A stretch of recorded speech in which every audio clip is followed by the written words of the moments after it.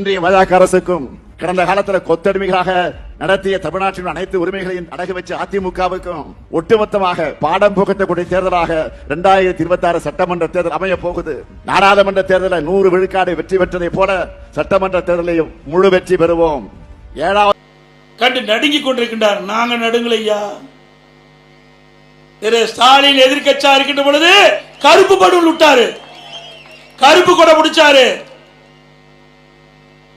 இன்றைய தினம் ஆளுங்கட்சி வந்த பிறகு பாரத பிரதமர் சென்னைக்கு வருகின்ற பொழுது வெள்ளை குடை பிடித்தார், வெள்ளை குடை பிடித்தார். ஸ்டாலின் அவருக்கு வெள்ளை குடை வேந்தன் என்று சொன்னால் கரெக்டா இருக்கும்.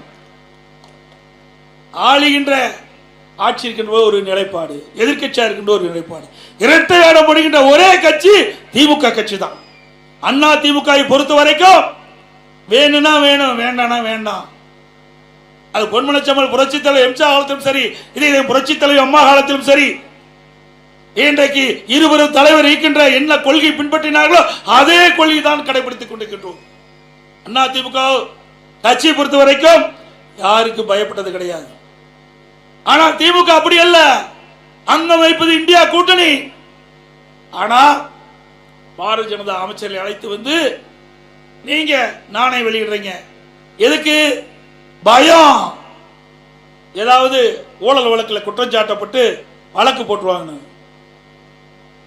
அனைத்து இந்திய அண்ணா திராவிட முன்னேற்ற கழகத்தை பொறுத்த வரைக்கும் மடியிலே கனம் இல்லை, வழியில பயம் இல்லை. ஸ்டாலின் அவர்களே, ஏன்னா வேணும், வேண்டாம்னா வேண்டாம்.